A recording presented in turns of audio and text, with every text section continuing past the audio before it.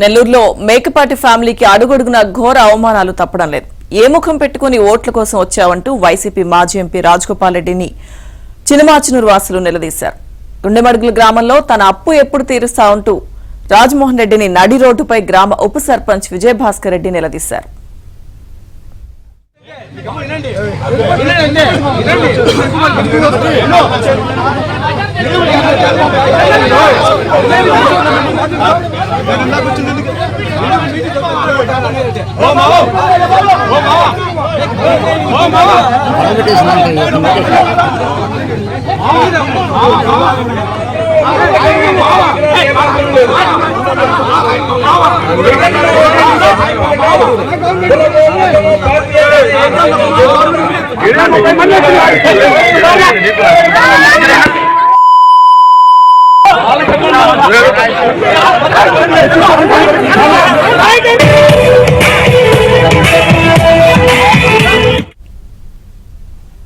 తనకి కాంట్రాక్ట్ పనులకు సంబంధించి ఇవ్వాల్సిన 8 లక్షల అప్పు ఎప్పుడు చెల్లిస్తావు అంటూ మండిపడ్డారు.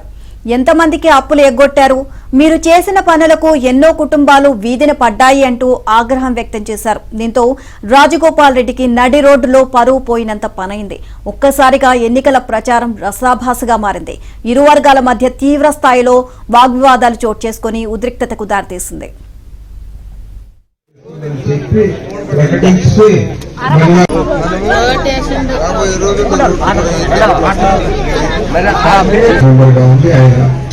ఇక్కడ నేను పార్లమెంట్ పోటీ చేస్తుందని చెప్పి ప్రకటించి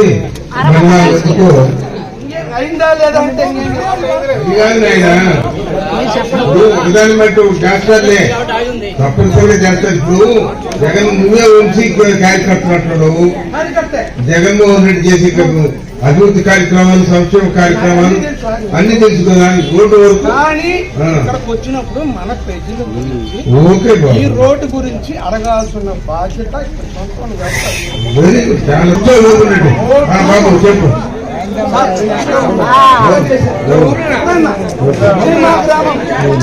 ఒక ప్లాంట్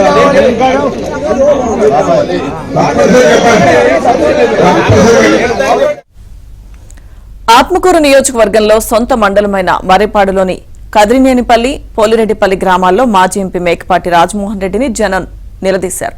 గతంలో ఇచ్చిన హామీలు ఎందుకు నెరవేర్చలేదంటూ ఆగ్రహం వ్యక్తం చేశారు.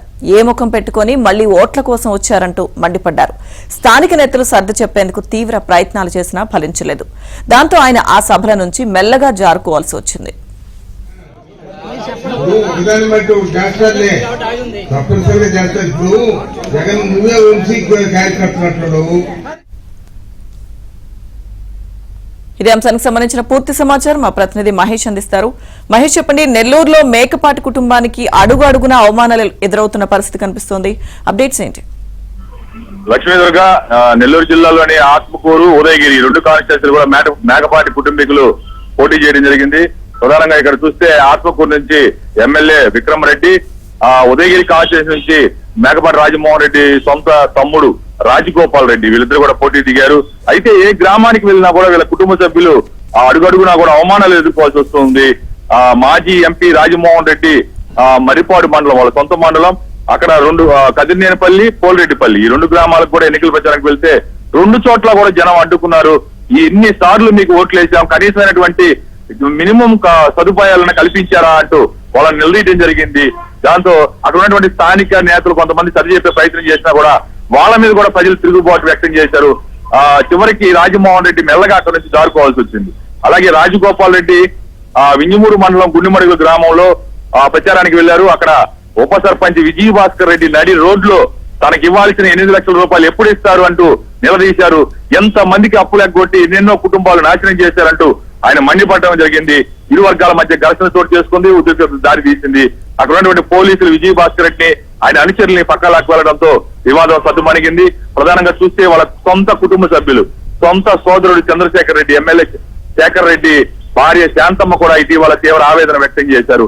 తనని తీవ్ర స్థాయిలో దుర్భాషలాడారు కుటుంబ సభ్యులందరూ కూడా. అలాగే ఆస్తి పంచకుండా ఇబ్బందులు పెడుతున్నారని చెప్పి ఆమె కూడా తీవ్రమైనటువంటి ఆవేదన వ్యక్తం చేయడం జరిగింది. మొత్తం మీద కుటుంబ సభ్యులకే న్యాయం చేయలేనటువంటి వారు ప్రజలకేమి చేస్తారంటూ మేకపాటి అనుచరుల్లో కూడా పెద్ద ఎత్తున చర్చలు జరుగుతూ ఉన్నాయి.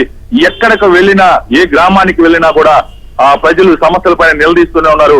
ఇటీవల కాలంలో ఎమ్మెల్యే మేకపాటి విక్రమ్ రెడ్డి పలు గ్రామాల్లో ప్రచారాలకు వెళ్ళినప్పుడు అక్కడ జనం అందరూ కూడా ఆ సమస్యలన్నీ కూడా ఆయన దృష్టి తీసుకొచ్చి ఎందుకు తీర్చలేదు, ఎప్పుడు తీరుస్తామంటే ఈసారి ఓటేయండి అంటే ప్రతిసారి ఎన్నికల్లో కూడా ఇదే మాట చెబుతున్నారు.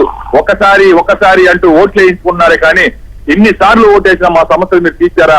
కనీసం ఒక ఉద్యోగం పరిశ్రమల శాఖ మంత్రిగా మీ అన్న గౌతమ్ రెడ్డి పనిచేశారు, కనీసం ఒక ఫ్యాక్టరీ తెచ్చారా, ఒక ఉద్యోగం ఇచ్చారా అని చెప్పి కూడా నిలదీయడం జరిగింది. అలాగే ఎంపీ రాజమోహన్ రెడ్డి కూడా ఆయన ఒక గ్రామాన్ని దత్తత తీసుకుంటే ఆ గ్రామానికైనా న్యాయం చేశారని కూడా వాళ్ళంతా కూడా ఎక్కడికక్కడ నిలదీస్తూ ఉన్నారు. ప్రధానంగా చూస్తే ఇక్కడ ఆత్మకూరు, ఉదయగిరి 2 నియోజకవర్గాలు కూడా చాలా వెనుకబడే ప్రాంతాలు. ప్రజలు అనేకమైన సమస్యలతో ఇబ్బంది పడుతున్నారు. ఎన్నిసార్లు ఓటేసినా ఒక సమస్య తీర్చలేదంటూ మేకపాటి వారిపై మండిపడుతూ ఉన్నారు.